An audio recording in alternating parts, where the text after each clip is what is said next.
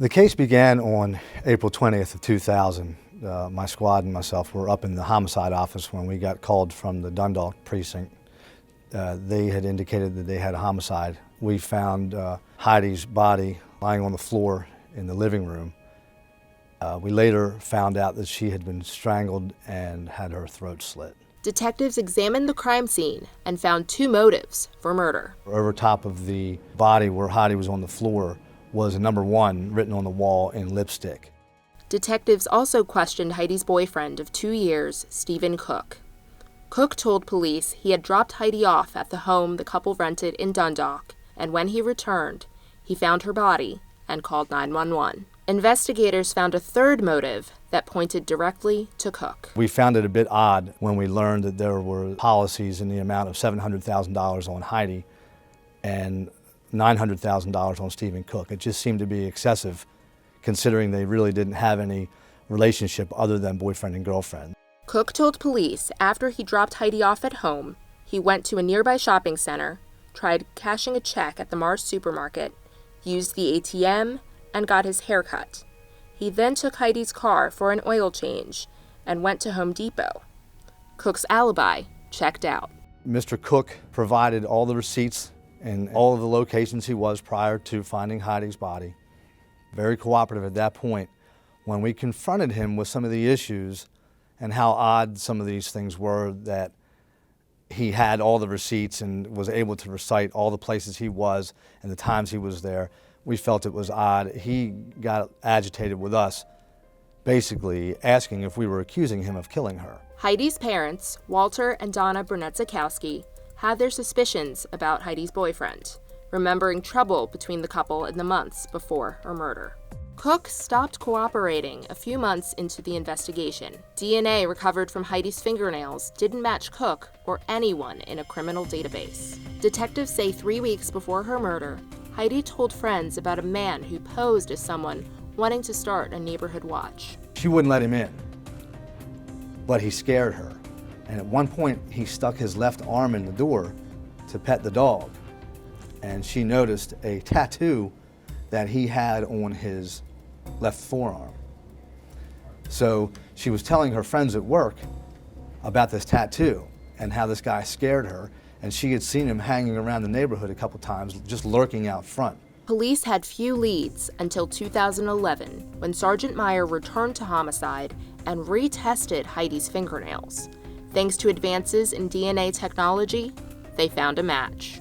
Police in Colorado told investigators Alexander Bennett's description matched the man Heidi saw in her neighborhood more than 10 years earlier. Detectives were able to place Bennett in Baltimore at the time of the murder, thanks to a wanted check by another agency. A toll facilities police officer at 3 o'clock in the morning finds Alexander Bennett walking down 895 toward the Harbor Tunnel. So he stops Alexander Bennett and he runs a wanted check on him. Well, that wanted check stayed in the computer for now we're at 11 years. During an interview, Alexander Bennett admitted to traveling to Baltimore with a group of friends for a concert. There was a particular concert they went to called Up in Smoke. While I was doing the interview, Al got on the computer, looked it up, and in fact, in 2000, Up in Smoke was giving concerts, but they weren't here at that time in April when the murder occurred. They really weren't scheduled until August or September, I believe, of that summer. He continued telling us that when he got here, though, his friends abandoned him and he was kind of homeless for a while, just wandering around. Detective Childs confronted Bennett about how his DNA wound up under Heidi's fingernails. And he looks at me and he's like, you know, I did have contact with one girl. I was standing in a bus stop, and for some reason she just came up and started attacking me.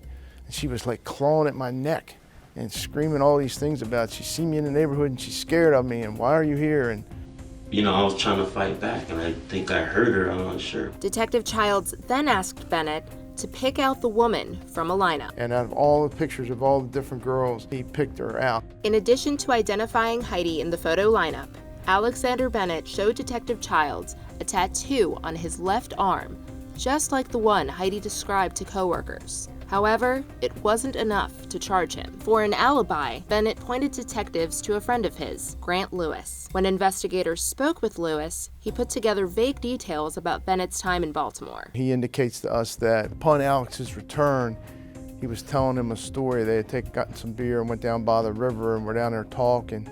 And out of the blue, Alex said he was involved in a situation in which a person got hurt.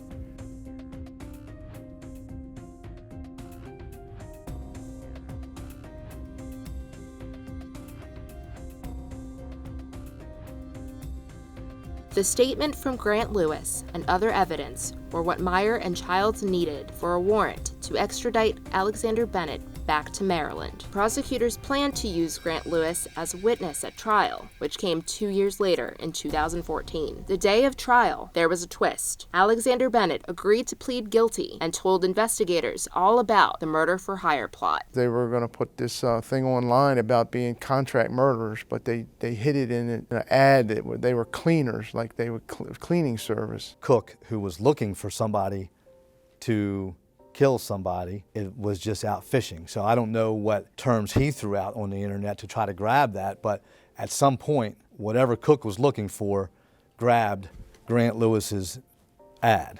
Bennett's confession pegged Grant Lewis as the middleman, and he was able to pick out Stephen Cook as the man who hired them. Heidi's family had the answers they prayed for every day for over 15 years. Grant Lewis and Stephen Cook were both arrested and charged in connection with Heidi's murder. As a part of his plea, Alexander Bennett testified against Lewis and Cook and received a 30-year prison sentence. Grant Lewis, who testified against Stephen Cook at trial, is serving a life sentence. Stephen Cook, who maintained his innocence throughout his trial, will also spend the rest of his life in prison. For what he did, he deserves it. And I pray for him and Grant Lewis as well as Alexander Bennett. When a girl like that or anybody like that gets killed, when they've really done nothing in their life to give a reason for this to happen, they're different. They hit you harder. I think that our feelings about both of these magnificent, God-sent police officers, if that they are the epitome of what comes from all of the police department in Baltimore County.